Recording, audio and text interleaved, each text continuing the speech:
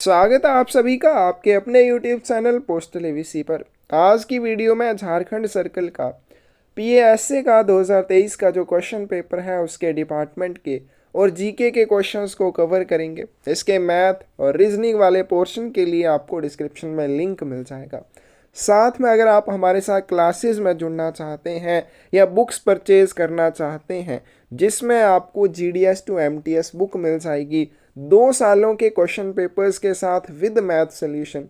2023 के PASA question papers की book आपको मिल जाएगी, पीएएसए सिलेबस की बुक मिल जाएगी, पोस्टमैन मेल गार्ड सिलेबस की बुक आपको मिल जाएगी और साथ में एक बहुत ही शानदार बुक क्वेश्चन ओशियन बुक जिसमें 5000 के करीब इम्पोर्टेंट क्वेश्चंस हैं। सभी क्वेश्चन एमसीक्यू फॉर्मेट में है, तो प्रैक्टिस करने के लिए इससे बेहतर बुक आपको कहीं भी नहीं मिलेगी। और इसमें सभी का सिलेबस कवर किया गया है, एमटीएस का भी, पोस्टमैन मेल गार्ड का भी, पीएएसए का सिलेबस भी कवर किया हुआ है। प्रैक्टिस करने के लिए ये बहुत अच्छी बुक रहने वाली है। साथ में जितने भी क्वेश्चंस हैं अगर आप उनको ही अच्छे से करके जाते हैं तब भी एग्ज़ाम में कोई क्वेश्चन आपको ऐसा नहीं देखने को मिलेगा जो यहाँ से ना पूछा गया हो। लेकिन थ्योरी पढ़ते हैं, जब आप थ्योरी वाला सेक्शन भी करते हैं तो इससे क्या होता है, ये जो क्वेश्चन रहेंगे इस बुक में वो आपको समझने में आसानी हो जाएगी। तो ये बुक्स भी अवेलेबल है या आप क्लासेस में जुड़ना चाहते हैं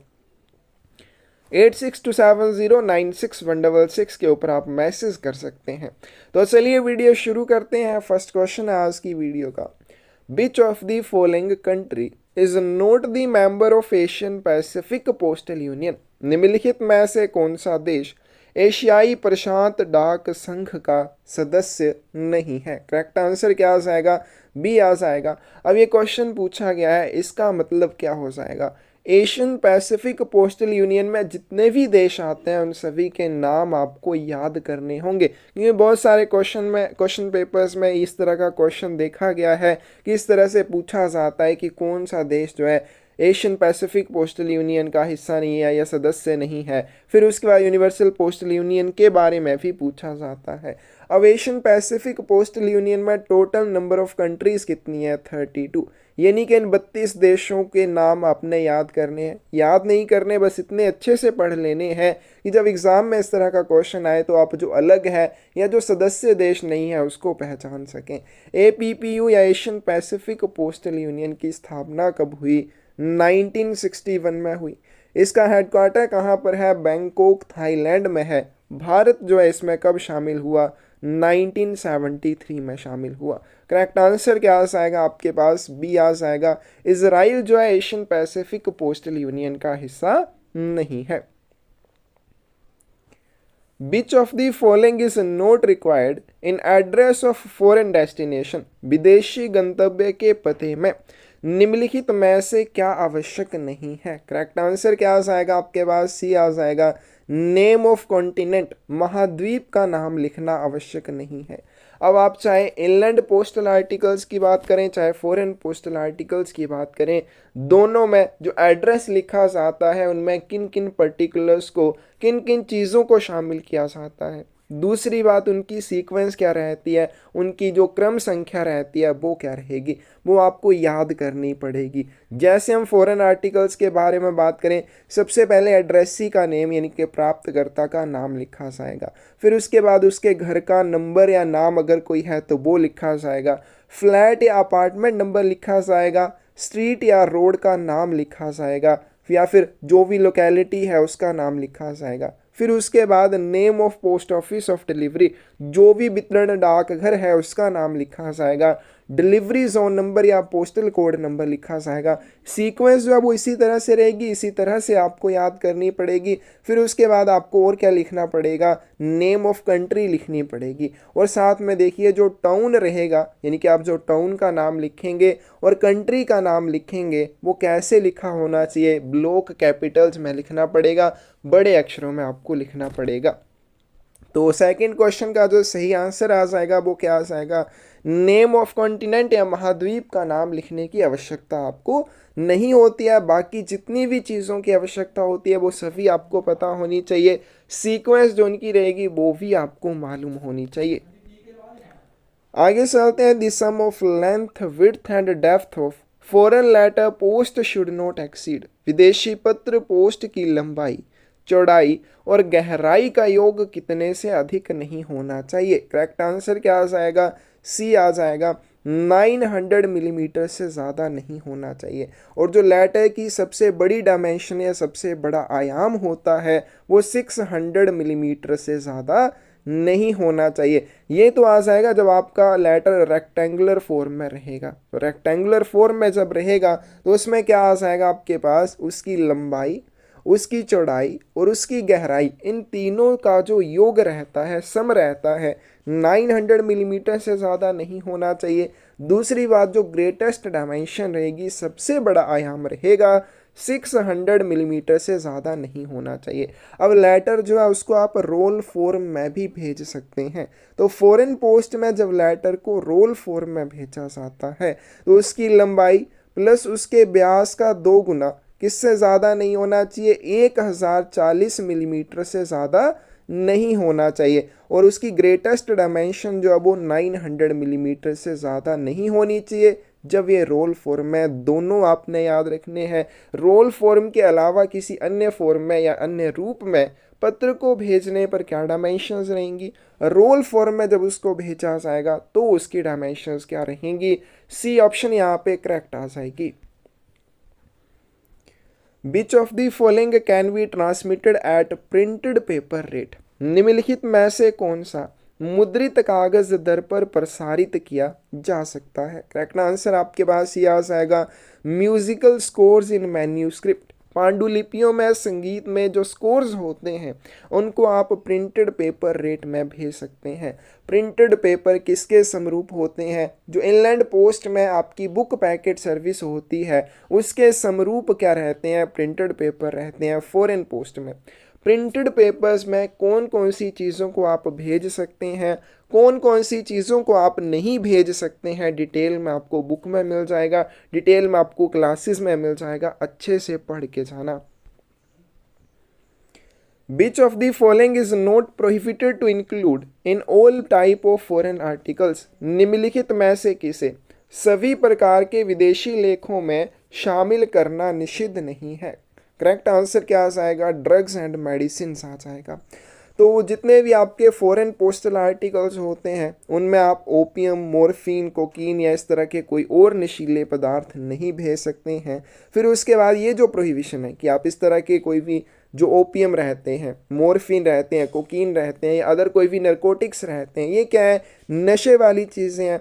लेकिन ये जो प्रोहिबिशन होती हैं, ठीक है, नशे वाली चीज़ें जो आप किसी भी प्रकार के फॉरेन पोस्टल आर्टिकल में नहीं भेज सकते हैं, इनको निषिद्ध माना जाएगा। लेकिन ये प्रोहिबिशन जो है कब अप्लाई नहीं होती है, जब इनको इंश्योर्ड बॉक्सेस या इंश्योर्ड पार्सल में मेडिसिनल या साइंटिफिक पर्पज़ के लिए भेजा जाता है। किसके द्वारा भेजा जाएगा, किसके लिए भेजा जाएगा, वो आपने थ्योरी से कर लेना है। फिर उसके बाद जो ड्रग्स होती हैं या मेडिसिन होती हैं जो यहाँ पे बताया गया है, इनको भी किसी हॉस्पिटल के द्वारा या मेडिकल इंस्टीट्यूट के द्वारा अपने स्वयं के यूज़ के लिए इंपोर्ट किया जा सकता है, आयात किया जा सकता है। यानी कि ड्रग्स और मेडिसिन का जो ट्रांसमिशन है उसको प्रोहिबिट नहीं माना जाएगा, निषिद्ध नहीं माना जाएगा। Length of foreign parcel should not exceed, विदेशी पार्सल की लंबाई जो वो कितने से अधिक नहीं होनी चाहिए। करेक्ट आंसर क्या आ जाएगा, 1.05 मीटर से ज़्यादा नहीं होनी चाहिए। 1.50 मत कर देना, गलत हो जाएगा। करेक्ट आंसर आपके पास बी आ जाएगा। फिर उसके बाद जो सम होता है लेंथ और ग्रेटेस्ट सर्कमफ्रेंस का, जो ग्रेटेस्ट सर्कमफ्रेंस है वो लेंथ के अलावा किसी अन्य दिशा में मापी जाती है, तो ये 2 मीटर से ज़्यादा नहीं होना चाहिए। ठीक है, तो ये आपने याद करना है। आगे चलते हैं। Maximum weight of small packets should not exceed, छोटे पैकेटों का वजन कितने से अधिक नहीं होना चाहिए। करेक्ट आंसर क्या आ जाएगा आपके पास, बी आ जाएगा, 2 किलोग्राम से ज़्यादा नहीं होना चाहिए। स्मॉल पैकेट जो होते हैं इनमें क्या भेजा जाता है, तो स्मॉल क्वांटिटी में जो भी आपकी अगर आप क्या चाहते हैं लेटर पोस्ट या पत्र डाक के माध्यम से स्मॉल क्वांटिटी में छोटी मात्रा में कोई सामान भेजना चाहते हैं तो उसके प्रसारण को एनेबल करता है। क्या करता है, स्मॉल पैकेट एनेबल करता है। बी ऑप्शन करेक्ट आ जाएगी। द फ्रेज पर एवियन मीन्स, पर एवियन का क्या अर्थ हो जाएगा? करेक्ट आंसर क्या आ जाएगा आपके पास? बी आ जाएगा, बाई एयरमेल। यानी कि फॉरेन पोस्ट में पर एवियन शब्द अगर आपको किसी आर्टिकल के ऊपर दिख जाए उसका क्या मतलब होगा? हवाई डाक द्वारा। But is the penalty for breach of conditions for post card to foreign countries, विदेशों के लिए पोस्ट कार्ड की शर्तों के उल्लंघन पर क्या जुर्माना है? करेक्ट आंसर क्या आ जाएगा? सी आ जाएगा, will be treated as letters and postage is taxed accordingly. Post card के लिए जो भी शर्तें हैं, जो भी कंडीशंस हैं उसको पोस्ट करने के बारे में, कि पोस्ट कार्ड इस तरह का होना चाहिए, इतना साइज़ होना चाहिए, कहाँ पे डाक टिकट लगाने हैं, फिर उसके बाद आ जाएगा उसके साइज़, उसके वेट के बारे में आ जाएगा, उसको भेजने के बारे में आ जाएगा। तो उसकी किसी भी शर्त, जो कंडीशन है, शर्त है, उसको भेजने के संबंध में उसमें उल्लंघन किया जाता है तो उसको क्या माना जाता है? उसको लेटर माना जाता है और उसी के अनुसार उसके ऊपर शुल्क लगाया जाता है। फिर उसके बाद दूसरी चीज़, अगर डाक टिकट जो है वो पोस्ट कार्ड के बैक साइड पर लगा दिए जाते हैं तो इस तरह के पोस्ट कार्ड को क्या माना जाएगा? अनपेड माना जाएगा। सी ऑप्शन करेक्ट हो जाएगी। नेक्स्ट क्वेश्चन है आपके पास, while sending literature for blind packet through foreign post it should wear the inscription at the right hand corner. विदेशी डाक के माध्यम से जब आप नेत्रहीन साहित्य पैकेट भेजते हैं, दाहिने कोने पर क्या लिखा होना चाहिए? करेक्ट आंसर आपके पास क्या आ जाएगा? बी आ जाएगा, सैकोग्राम लिखा होना चाहिए। अब जब भी आप blind literature packet foreign post में भेजते हैं तो ब्लाइंड लिटरेचर पैकेट के लिए कौन सी टर्म का यूज़ किया जाता है? फॉरेन पोस्ट में सैकोग्राम का यूज़ किया जाता है। तो सैकोग्राम इंस्क्रिप्शन को ब्लाइंड लिटरेचर पैकेट के ऊपर कहाँ पर होना चाहिए? राइट हैंड कॉर्नर पर होना चाहिए, दाहिने हाथ के कोने पर होना चाहिए। Who is the secretary of postal service board? डाक सेवा बोर्ड के सचिव कौन होते हैं? करेक्ट आंसर क्या आ जाएगा? A senior staff officer of the directorate. ठीक है, तो पोस्टल सर्विस बोर्ड जो होता है is assisted by the senior staff officer of the directorate as secretary to the postal service board. Machine franked articles posted in letter boxes shall be treated as, letter box में post किए गए machine Frank लेखों को किस प्रकार के लेख माना जाता है? करेक्ट आंसर क्या आ जाएगा? सी आ जाएगा, अनपेड माना जाएगा। तो जब भी मशीन फ्रैंक आर्टिकल को, यानी कि ऐसा कोई आर्टिकल जिसके लिए पोस्टेज चार्जेस का भुगतान करते समय आपने फ्रैंकिंग मशीन की इंप्रेशन का यूज़ किया है तो उसको क्या माना जाएगा? उसको आपने पोस्ट करने के लिए अगर लेटर बॉक्स में डाल दिया उसको अनपेड माना जाएगा, अवैतनिक माना जाएगा। क्या माना जाएगा? वह आर्टिकल माना जाएगा जिसके लिए आपने पोस्टेज चार्जेस का भुगतान बिल्कुल नहीं किया है। सी ऑप्शन करेक्ट आ जाएगी। Which of the following articles cannot be posted in the letter boxes? निम्नलिखित में से कौन सा लेख लेटर बॉक्स में पोस्ट नहीं किया जा सकता? Letters, post cards, inland letter cards या फिर रजिस्टर्ड लेटर्स। करेक्ट आंसर क्या आ जाएगा आपके पास? डी आ जाएगा। जो रजिस्टर्ड लेटर्स होते हैं, पंजीकृत पत्र होते हैं, उनको आप पोस्ट करने के लिए कभी भी लेटर बॉक्स में नहीं डालेंगे। अगर उनकी रजिस्ट्रेशन, क्या कोई पत्र है और आप उसकी रजिस्ट्रेशन करना चाहते हैं या पंजीकरण करना चाहते हैं तो डाक घर के काउंटर पर आप वो आर्टिकल को प्रस्तुत करेंगे। In the event of breach of any condition of the license of automatic franking machine in India will be forthwith cancelled by, licence की किसी भी शर्त के उल्लंघन की स्थिति में भारत में स्वचालित फ्रैंकिंग मशीन का लाइसेंस किसके द्वारा तुरंत रद्द कर दिया जाएगा? करेक्ट आंसर क्या आ जाएगा आपके पास? ए आ जाएगा, head of the circle, circle प्रमुख के द्वारा कर दिया जाएगा। दो क्वेश्चन यहाँ से बनते हैं। फिर कई बार क्वेश्चन क्या पूछा जा सकता है कि किसी फ्रैंकिंग मशीन के लाइसेंस को कैंसिल करना है, लेकिन वहाँ पे कोई भी शर्त का उल्लंघन नहीं है, सिर्फ नॉर्मल पूछा जाता है कि कौन फ्रैंकिंग मशीन के लाइसेंस को कैंसिल कर सकता है, रीन्यू कौन करेगा। ठीक है, इस तरह का जब भी क्वेश्चन आपसे पूछा जाएगा या फिर उसके रिन्यूअल के लिए कौन रिफ्यूज़ कर सकता है, वहाँ पर आपका आंसर क्या आ जाएगा? हेड ऑफ डिवीज़न आ जाएगा। वहाँ पर किसी भी शर्त का उल्लंघन नहीं है, वो वहाँ पे हेड ऑफ डिवीज़न का रहेगा। लेकिन जब शर्त का उल्लंघन हो जाता है, कंडीशन कोई भी है वो टूट जाती है, ऐसी कंडीशन में जो सर्किल प्रमुख होता है वो क्या कर सकता है, फ्रैंकिंग मशीन के लाइसेंस को तुरंत रद्द कर सकता है। ये ऑप्शन करेक्ट आ जाएगी। Any person who desires to avail himself of the facility of having his mail delivered through a post box should submit an application in written to the। कोई भी व्यक्ति जो पोस्ट बॉक्स के माध्यम से अपनी डाक के वितरण की सुविधा का लाभ उठाना चाहता है उसे लिखित रूप में एक आवेदन कहाँ पर प्रस्तुत करना चाहिए। करेक्ट आंसर क्या आ जाएगा आपके पास, ये आ जाएगा पोस्ट मास्टर कंसर्न्ड को। अब जो पोस्ट बॉक्सेस होते हैं ये किराए पर कुछ एक डाकघरों में उपलब्ध होते हैं, और कौन से डाकघरों में उपलब्ध होंगे, जैसा कि इसके संबंध में हेड ऑफ सर्कल के द्वारा निर्धारित किया जाता है। यानी कि जो चीफ पोस्ट मास्टर जनरल होता है वो निर्धारित करता है कि पोस्ट बॉक्स फैसिलिटी कहाँ पर उपलब्ध होगी। अब अगर आप पोस्ट बॉक्स फैसिलिटी लेना चाहते हैं और जो डाकघर है जहाँ से आप फैसिलिटी लेना चाहते हैं उस डाकघर में अगर पोस्ट बॉक्स फैसिलिटी अवेलेबल है तो आप उसके लिए आवेदन करेंगे। आवेदन जो वो किसके पास किया जाएगा, संबंधित पोस्ट मास्टर के पास किया जाएगा। ए ऑप्शन करेक्ट आ जाएगी। Money order become void after, कोई भी मनी ऑर्डर है वो कब अमान्य हो जाता है। करेक्ट आंसर क्या आ जाएगा आपके पास, ए आ जाएगा last day of the following month, अगले महीने की अंतिम तारीख को।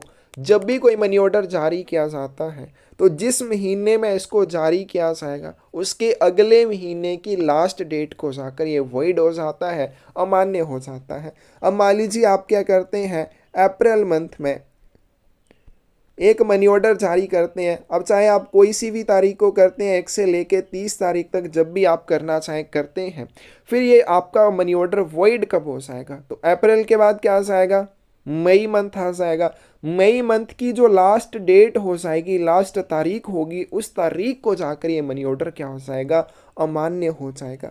अब ये वॉइड मनी ऑर्डर या अमान्य मनी ऑर्डर क्या होता है, अगर किसी मनी ऑर्डर का भुगतान प्राप्तकर्ता को पेई को ना किया जा सके, फिर जब वो मनी ऑर्डर, क्योंकि अब उसके पेई को उसका भुगतान नहीं किया जा सका, वो मनी ऑर्डर वापस भेजा जाएगा प्रेषक को, लेकिन बाद में उसका प्रेषक या रेमिटर भी नहीं मिलता है, फिर उस मनी ऑर्डर का भुगतान किसे किया जाएगा, किसी को आप नहीं कर सकते। पेई मिला नहीं, बाद में आपने प्रेषक को भेजा, प्रेषक भी नहीं मिला, तो ऐसी स्थिति में उस मनी ऑर्डर को क्या मानना चाहेगा, वॉइड मानना चाहेगा, यानी कि उसको अब प्राप्त करने वाला कोई भी नहीं है। तो इसका करेक्ट आंसर आपके पास क्या हो जाएगा, last day of the following month, अगले महीने की अंतिम तारीख को, यानी कि जिस महीने में आपने मनी ऑर्डर जारी किया था उसके अगले महीने की लास्ट तारीख को जाके ये वॉइड हो जाएगा।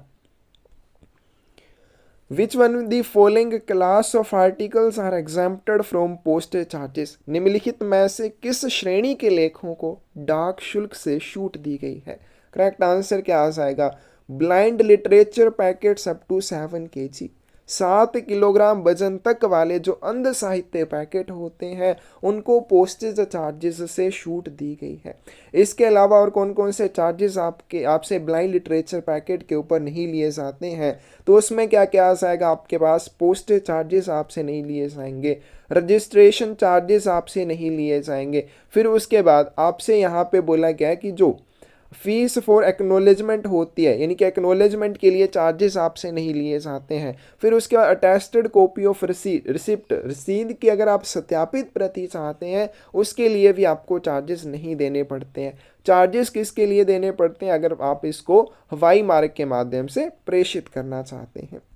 A postal article reposted after having been opened or reposted at a place other than delivery place will be treated as which of the following? एक लेख जो खोले जाने के बाद दोबारा पोस्ट किया जाता है या वितरण के स्थान के अलावा किसी अन्य स्थान से पोस्ट किया जाता है तो वो किस तरह का लेख माना जाएगा।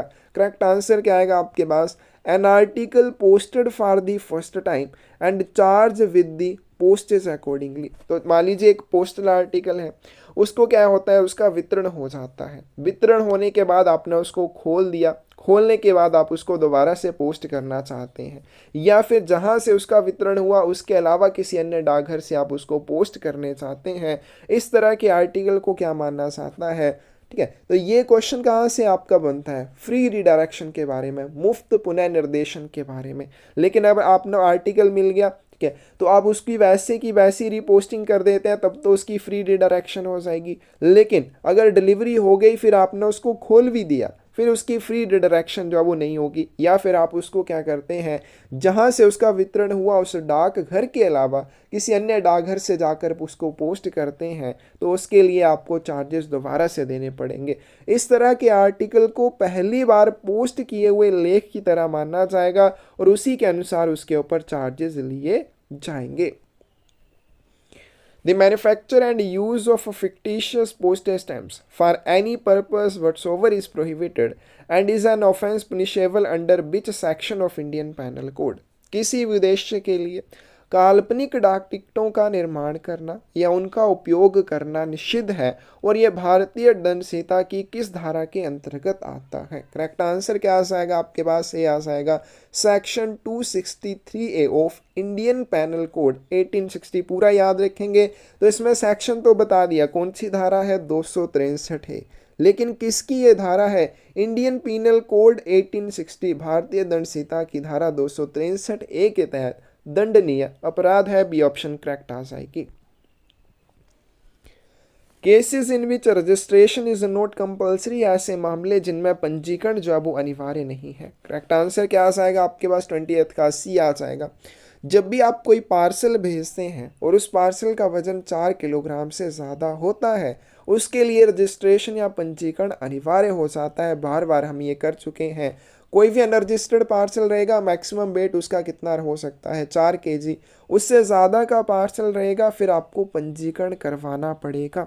सेकंड है, कोई भी इंश्योर्ड आर्टिकल है, बीमित वस्तु है, उसके लिए भी आपको रजिस्ट्रेशन करवानी पड़ती है। Any parcel addressed to a place for which a custom declaration is required, तो कोई भी पार्सल अगर आप किसी ऐसी जगह के लिए संबोधित करते हैं जहां के लिए कस्टम डिक्लेरेशन की आवश्यकता होती है, सीमा शुल्क घोषणा की आवश्यकता होती है, फिर उस आर्टिकल के लिए भी रजिस्ट्रेशन या पंजीकरण आपको करवाना पड़ेगा। 20th की सी ऑप्शन आपके पास करेक्ट आ जाएगी।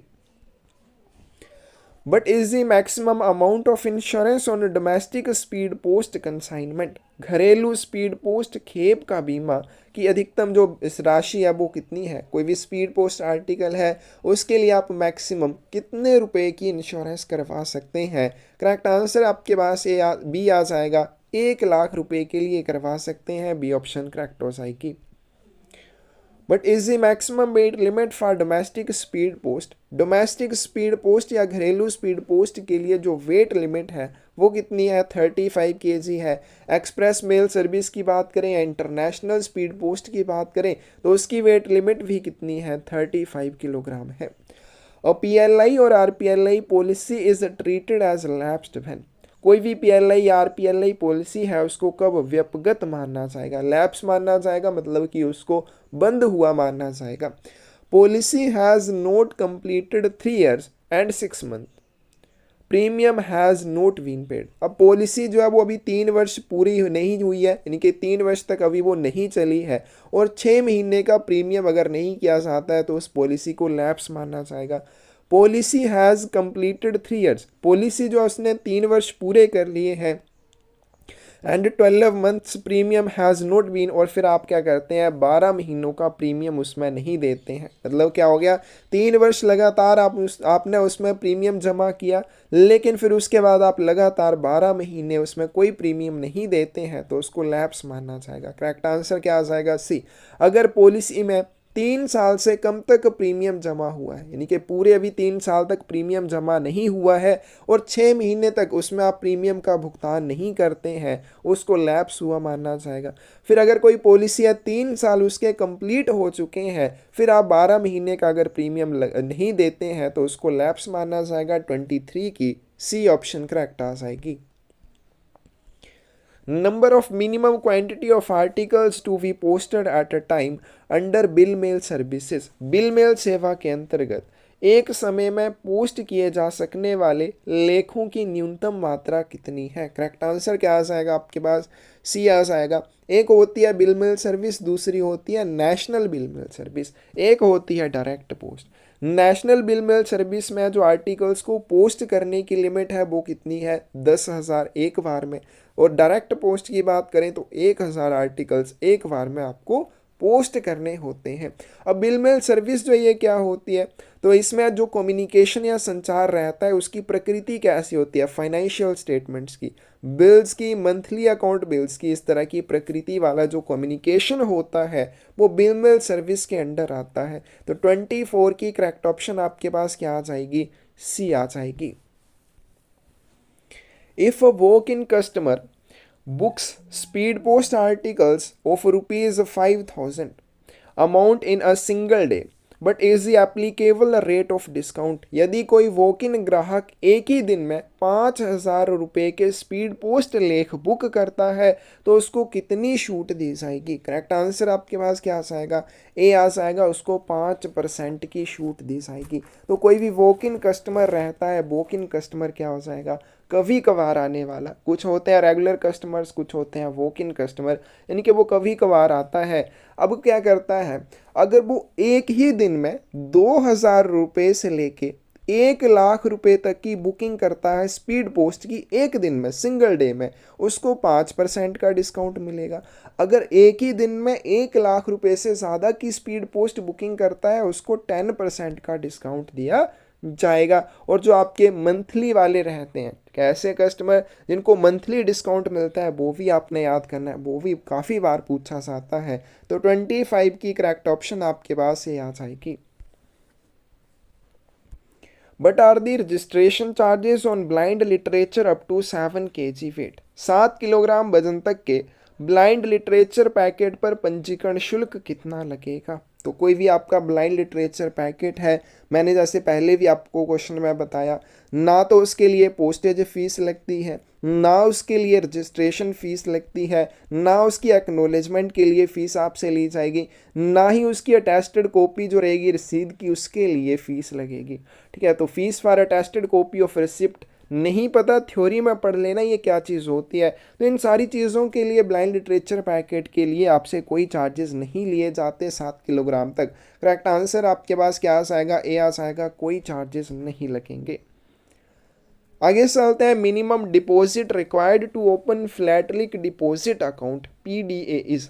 तो फ्लैटलिक डिपॉजिट अकाउंट डाक टिकट जमा खाता खोलने के लिए आवश्यक न्यूनतम जमा राशि क्या है, यानी कि आप फ्लैटलिक डिपॉजिट अकाउंट कितने रुपए से खुलवा सकते हैं, 200 रुपये से इसको खोला जा सकता है, डी ऑप्शन करेक्ट आ जाएगी।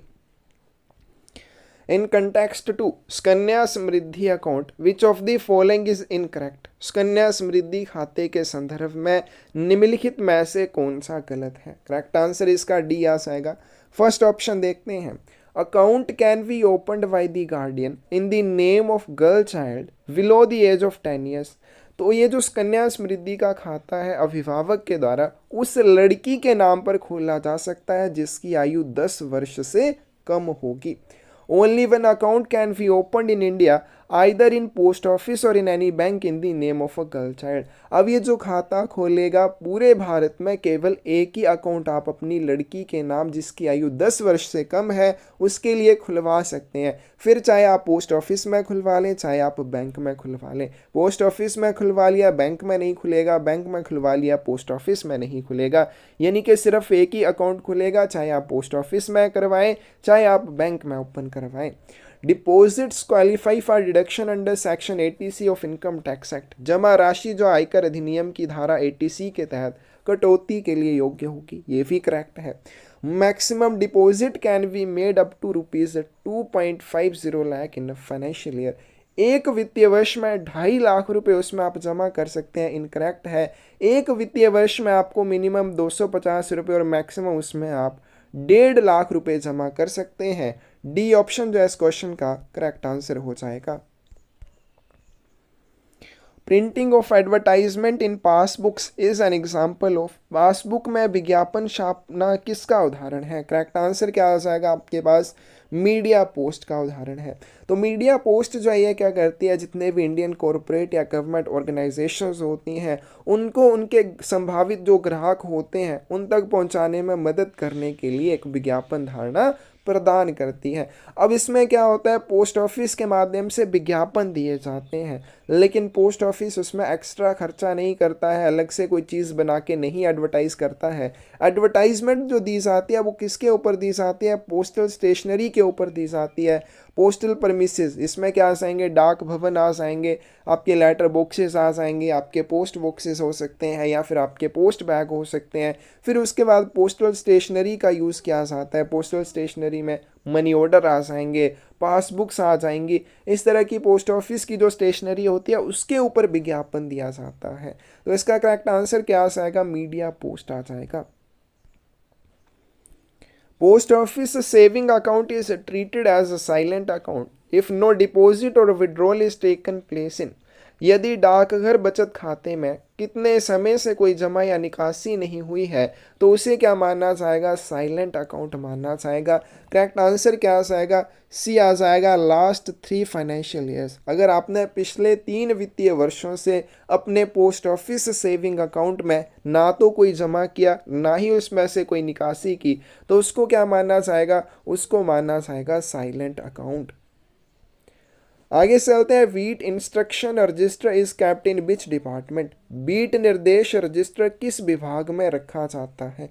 तो 31 की सही ऑप्शन क्या आ जाएगी, डिलीवरी डिपार्टमेंट में रखा जाता है।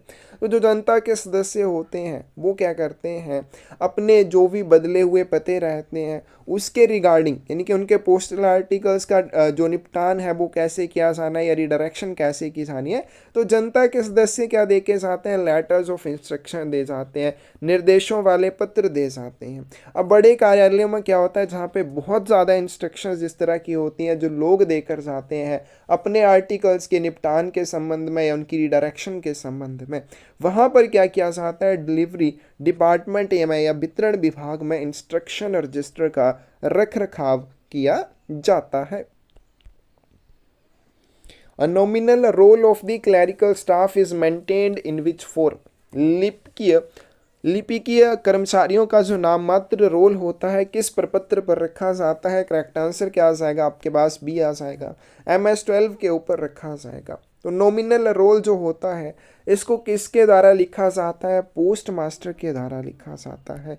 कब लिखा जाता है, whenever a change either temporary or permanent is made to the duty of any member of clerical staff. तो जब भी क्लैरिकल स्टाफ के किसी भी मेंबर की ड्यूटी में कोई भी परमानेंट या टेम्परेरी चेंज की जाती है, पोस्ट मास्टर के द्वारा जो आपका नॉमिनल रोल रहेगा उसको लिखा जाएगा। नॉमिनल रोल जो है MS-12 के ऊपर बनाया जाता है। If any change is to be made in memorandum of distribution of work which one is correct. यदि कार्य वितरण का जो ज्ञापन होता है उसमें कोई परिवर्तन किया जाना है तो कौन सा सत्य होगा। करेक्ट आंसर क्या आ जाएगा, C, can be changed with the approval of divisional head. मंडल प्रमुख के अनुमोदन से इसको बदला जा सकता है। अब जो memorandum of distribution of work रहता है उसमें क्या होता है कि जो आपका पोस्ट मास्टर होता है वो सबमिट करता है अप्रूवल के लिए सुपरिटेंडेंट को। तो इसमें क्या क्या चीज़ें शामिल होती हैं वो आपने पढ़ लेना, जैसे जो भी उसके ऑफिस या ब्रांच में अधिकारी या फिर ऑफिशियल्स कार्यरत होते हैं उनके ड्यूटी आवर्स इसमें रहते हैं, उनको क्या ड्यूटीज़ दी गई हैं वो रहती हैं, उनका डेजिग्नेशन क्या है, वो सारी चीज़ें memorandum of distribution of work में रहती हैं। फिर पोस्ट मास्टर क्या करता है, सुपरिटेंडेंट को इसे सबमिट करेगा अप्रूवल के लिए। फर्स्ट क्लास पोस्ट ऑफिस के मामले में जो फर्स्ट क्लास पोस्ट मास्टर होता है स्वयं ही इसको क्या कर सकता है, अप्रूव कर सकता है। अब इसमें अगर कोई भी चेंज करनी है तो चेंज अगर आप इसमें करना चाहते हैं तो इसके लिए अप्रूवल आपको चाहिए, सुपरिटेंडेंट का चाहिए, या फिर अगर फर्स्ट क्लास पोस्ट मास्टर होगा तो उसके मामले में फर्स्ट क्लास पोस्ट मास्टर का अप्रूवल आपको चाहिए। सी ऑप्शन यहाँ पे करेक्ट आ जाएगी। An attendance register is maintained in the form of. उपस्थिति रजिस्टर का रख रखाव किस प्रपत्र पर किया जाता है। करेक्ट आंसर क्या आ जाएगा आपके पास, ये आ जाएगा S-37 के ऊपर किया जाता है। तो जो अटेंडेंस रजिस्टर होता है इसे प्रत्येक डाकघर में जिसमें एक से ज़्यादा सहायक होते हैं उसमें इसका रख रखाव किया जाता है। नेक्स्ट चलते हैं, नेक्स्ट क्वेश्चन आपके पास, as per SB order 25/2022 small saving accounts are freezed which are matured but not closed after। तो SB आदेश संख्या 25/2022 के अनुसार छोटे बचत खाते जो है वो फ्रीज कर दिए गए हैं, जो मैच्योर तो हो चुके हैं लेकिन कितने समय से उनको बंद ही नहीं किया गया। कोई भी मान लीजिए टीडी का अकाउंट था, वो मैच्योर हो गया, 3 साल तक उसको आपने अभी भी क्लोज नहीं करवाया, वो मैच्योर हुए 3 साल हो चुके हैं, तो उसको क्या कर दिया गया है, क्लोज कर दिया गया, उसको फ्रीज कर दिया गया है। बी ऑप्शन करेक्ट आ जाएगी। A mail office can redirect any article or deliver any article to the addressee on the authority of। एक मेल कार्यालय निम्नलिखित में से किसके प्राधिकरण पर किसी भी लेख को पुनः निर्देशित कर सकता है या प्राप्तकर्ता को कोई लेख वितरित कर सकता है। अब देखो यहाँ पे पोस्ट ऑफिस की बात नहीं किया, क्योंकि पोस्ट ऑफिस का तो काम ही होता है लेखों का वितरण करना, उनकी रिडायरेक्शन करना, लेकिन जो मेल ऑफिस होता है उसका ये काम नहीं है। तो अगर उसको ये काम करना पड़े तो इसके लिए किसका प्राधिकरण चाहिए, किसकी परमिशन चाहिए? करेक्ट आंसर क्या आ जाएगा? या तो डायरेक्टर जनरल या हेड ऑफ सर्कल। ठीक है, हेड ऑफ सर्कल या डायरेक्टर जनरल की अथॉरिटी पर ही वो मेल कार्यालय क्या कर सकता है, लेखों का वितरण कर सकता है, उनकी रिडायरेक्शन कर सकता है। तो इसका करेक्ट आंसर आपके पास क्या आ जाएगा? 36 का डी आ जाएगा। लेकिन ये रूल जो है वो किन आर्टिकल्स के ऊपर लागू नहीं होता? जो हाई ऑफिसर्स के, उच्च अधिकारियों के कैंप आर्टिकल रहेंगे उनके ऊपर लागू नहीं होगा। All the post offices other than branch post offices are termed as. सभी डाकघरों को क्या कहा जाता है? शाखा डाकघरों के अलावा, या फिर आपके जो एक्स्ट्रा डिपार्टमेंटल सब ऑफिस होते हैं। तो जितने भी डाकघर होते हैं उनको यूनिट बैग ऑफिस कहा जाता है, यूनिट बैग कार्यालय कहा जाता है, ब्रांच ऑफिसेज और एक्स्ट्रा डिपार्टमेंटल सब ऑफिसेज को छोड़कर। Head sorting assistant submits the daily report to superintendent through record officer in the form of. प्रधान छंटाई सहायक दैनिक रिपोर्ट अभिलेख अधिकारी के माध्यम से अधीक्षक को किस प्रपत्र पर प्रस्तुत करता है? तो सबसे पहले डेली जो रिपोर्ट होती है किसके द्वारा बनाई जाती है? हेड सॉर्टिंग असिस्टेंट के द्वारा बनाई जाती है। कहाँ से बनाई जाती है? From the rough notebooks of the set. Set की जो रफ नोटबुक्स होती हैं वहाँ से इसको बनाया जाता है। इसमें क्या चीज़ें शामिल रहती हैं? तो जो भी इरेगुलरिटीज़ हेड सॉर्टिंग असिस्टेंट के द्वारा देखी जाती हैं या सेट के अन्य छंटाई सहायकों के द्वारा उसे रिपोर्ट की जाती हैं, वो सारी इरेगुलरिटीज़, वो सारी अनियमितताएं इस डेली रिपोर्ट में दर्ज की जाती हैं।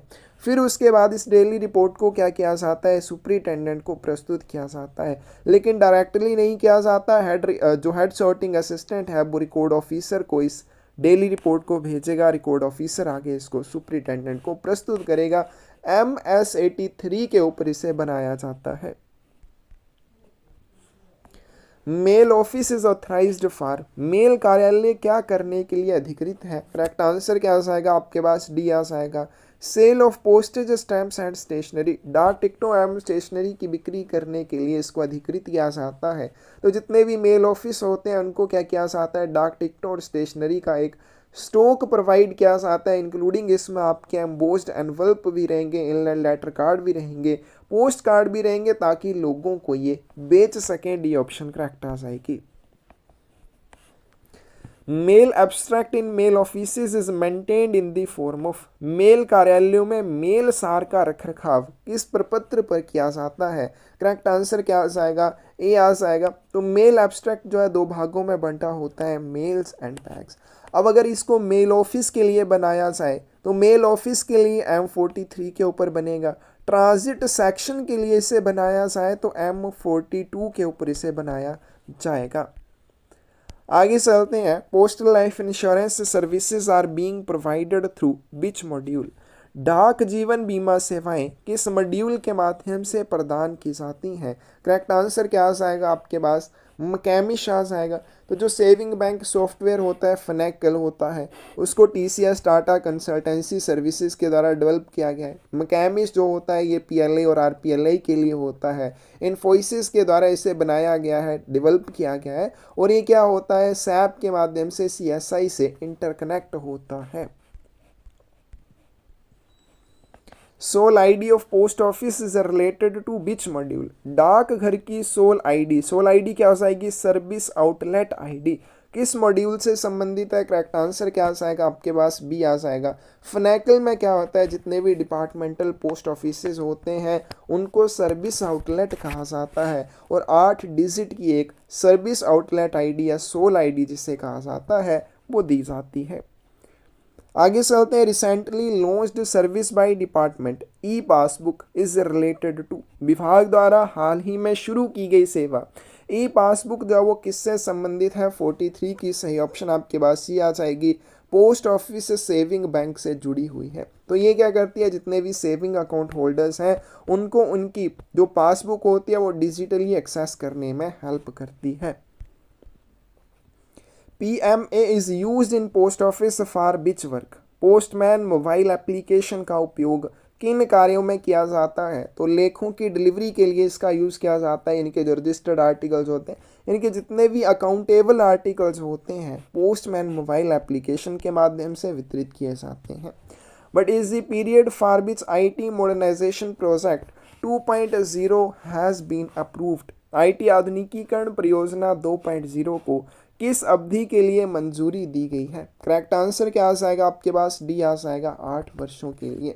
तो कैबिनेट ने IT प्रोजेक्ट 2.0 को कब अप्रूव किया? 19 जनवरी 2022 में। कितनी आउटले के साथ? 5785 करोड़ रुपए की आउटले के साथ इसको 8 वर्षों की अवधि के लिए अप्रूव किया। और ये जो 8 वर्षों की अवधि रहेगी कौन सी अवधि है? 2022-23 से लेकर 2029-30 तक की अवधि के लिए, यानी कि इन 8 फाइनेंशियल ईयर्स के लिए इसको अप्रूव किया गया है। Which one of the following is not a component of IT modernisation project 2012? निम्नलिखित में से कौन सा IT आधुनिकीकरण परियोजना 2012 का घटक नहीं है? करेक्ट आंसर क्या आ जाएगा? सी आ जाएगा, प्रोजेक्ट एरो नहीं है। CSI CVS दर्पण ये सभी हैं। How many digits in the GL की फुल फॉर्म क्या हो जाएगी? Journal ledger code. तो GL कोड क्या हो जाएगा? जर्नल लेजर कोड याद रखना है। सैप में यूज होता है, इसमें कितने डिजिट रहते हैं? बी ऑप्शन करेक्ट आ जाएगी, 10 डिजिट का ये कोड होता है। Which of the following modules can work on offline mode? निम्नलिखित में से कौन सा मॉड्यूल ऑफलाइन मोड पर काम कर सकता है? 48 की बी ऑप्शन करेक्ट आ जाएगी, POS क्या आ जाएगा? Point of sale. Which one of the following devices is not the part of RICT device? RICT devices अब प्रेजेंट में तो नहीं है। Rural information and communication technology फिर भी आपने याद रखनी है, क्योंकि आपको पता है एग्जामिनर जब एग्ज़ाम बनाता है उसको भी नहीं पता चलता है कि अब ये डिवाइस नहीं है, तो वो यहाँ से भी क्वेश्चन पूछ सकता है। तो RICT डिवाइस का कौन सा हिस्सा नहीं है? करेक्ट आंसर आपके पास सी आ जाएगा, iris scanner. Which of the following committee is not the part of IT modernisation project 2.0? निम्नलिखित में से कौन सी समिति IT आधुनिकीकरण परियोजना 2.0 का हिस्सा नहीं है? करेक्ट आंसर क्या आ जाएगा? बी आ जाएगा, project implementation committee. IT modernisation project 2.0 का हिस्सा नहीं है। इसमें स्टीयरिंग कमेटी है, प्रोजेक्ट इवैल्यूएशन कमेटी है, प्रोजेक्ट मैनेजमेंट कमेटी है। आगे चलते हैं, GK के क्वेश्चंस करते हैं। The Yarlung Zangbo river in India is known as? Yarlung Zangbo Bharat में ये जो नदी है इसको भारत में किस नाम से जाना जाता है? करेक्ट आंसर आपके पास ये आ जाएगा, ब्रह्मपुत्रा के नाम से जाना जाता है। The Radcliffe line is boundary between? Radcliffe रेखा जो है वो किसके बीच की सीमा है? करेक्ट आंसर आपके पास क्या आ जाएगा? ए आ जाएगा, भारत और पाकिस्तान के बीच। Right to life and personal liberty comes under which article? जीवन और व्यक्तिगत स्वतंत्रता का अधिकार किस अनुच्छेद के अंतर्गत आता है? 53 की बी ऑप्शन करेक्ट आ जाएगी, आर्टिकल 21। आगे चलते हैं। How many articles are there in Indian constitution? भारतीय संविधान में कुल कितने अनुच्छेद हैं? करेक्ट आंसर क्या आ जाएगा? सी आ जाएगा, 470। National youth day is celebrated on the birth anniversary of which personality? राष्ट्रीय युवा दिवस किस व्यक्तित्व की जयंती पर मनाया जाता है? करेक्ट आंसर आपके पास भी आ जाएगा, Swami Vivekananda. National game of India इस भारत का जो राष्ट्रीय खेल है वो कौन सा है? 56 की ए ऑप्शन करेक्ट आ जाएगी, hockey. First president of Indian national Congress, भारतीय राष्ट्रीय कांग्रेस के जो प्रथम अध्यक्ष थे वो कौन थे? उमेश चंद्र बनर्जी थे। सी ऑप्शन करेक्ट आ जाएगी। हु बिल्ट हुमायूंस टॉम्ब इन दिल्ली, दिल्ली में हुमायूं का मकबरा जो है वो किसने बनवाया था? 58 की सी ऑप्शन करेक्ट आ जाएगी, हाजी बेगम ने। Gandhi ji salt Satyagraha is also known as, Gandhi ji के नमक सत्याग्रह को अन्य किस नाम से जाना जाता है? सिविल डिसओबीडियंस मूवमेंट के नाम से जाना जाता है। लास्ट क्वेश्चन आज की वीडियो का, which value is important to become successful in your professional career, अपने प्रोफेशनल करियर में सफल होने के लिए कौन सा मूल्य महत्वपूर्ण है? करेक्ट आंसर आपका सी आ जाएगा, एटीट्यूड। तो ये था आपके पास झारखंड सर्कल का पीएसए का 2023 का क्वेश्चन पेपर। कोई क्वेश्चन ऐसा नहीं है जो हमारे पढ़ाए हुए में से ना पूछा गया हो, हर एक क्वेश्चन जो है हमारे पढ़ाए हुए इसमें से पूछा गया है। आप थ्योरी चेक कर सकते हैं, आप पीडीएफ फाइल्स चेक कर सकते हैं, आप लेक्चर्स देख सकते हैं। फिर उसके बाद अगर आप बुक्स लेना चाहते हैं, बुक्स में भी आपको ये सारे क्वेश्चंस मिल जाएंगे, थ्योरी में आपको ये सारे क्वेश्चंस मिल जाएंगे। तो आप क्लासेस में जुड़ना चाहते हैं या बुक्स परचेज करना चाहते हैं, 8627096166 के ऊपर आप हमें मैसेज कर सकते हैं। एमटीएस की बुक आपको मिल जाएगी, पीएसए की बुक आपको मिल जाएगी, फिर पोस्टमैन की बुक आपको मिल जाएगी, और प्रैक्टिस करने के लिए एक शानदार बुक आपको मिल जाएगी, क्वेश्चन ओशन इस बुक का नाम है। 5000 के करीब इंपॉर्टेंट क्वेश्चंस इसमें रहने वाले हैं। एमटीएस का सिलेबस, पोस्टमैन का सिलेबस, पीएसए का सिलेबस इसमें कवर किया हुआ है। तो किसी भी क्वेश्चन में आपको डाउट रहा हो या आपको लगे गलत बताया गया है, कमेंट सेक्शन में आप ज़रूर बताएं। हो सकता है आपका कोई डाउट हो तो वो भी क्लियर हो जाएगा। धन्यवाद।